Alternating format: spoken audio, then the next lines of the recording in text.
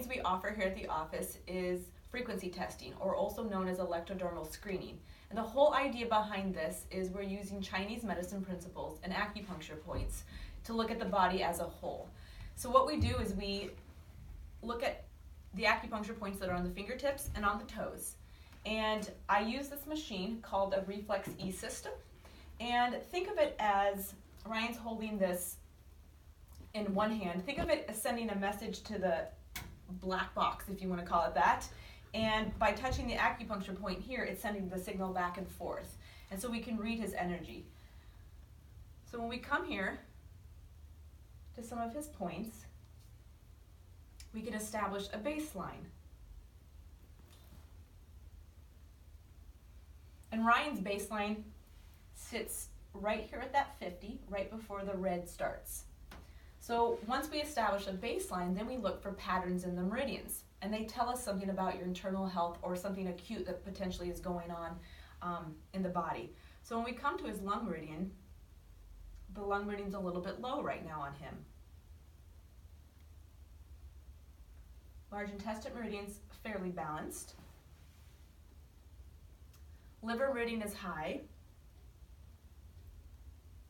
And the stomach meridian is fairly high. So based on this information, I already start thinking about there's something going on in his digestive tract. One of the things that causes the stomach meridian to be high is something called H. pylori. It gives us symptoms of reflux and digestion.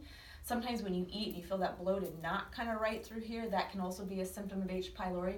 But something we don't necessarily always associate with is sinus problems.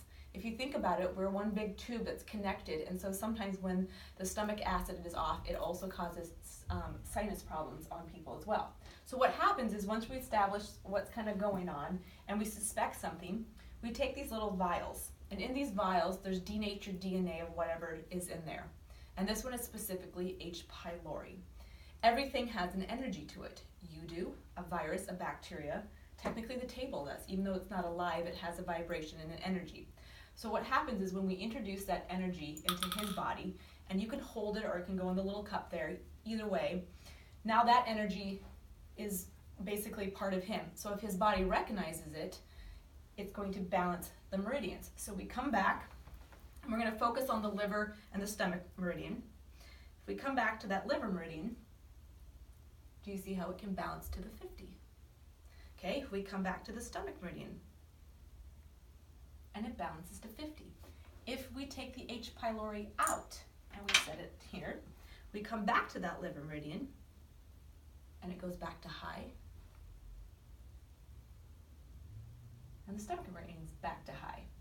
Put the H. pylori back in again. Liver balances. Stomach meridian balances. So this is a great way to detect what's going on in the body. Unfortunately, our conventional medical testing for some of these things was not super accurate.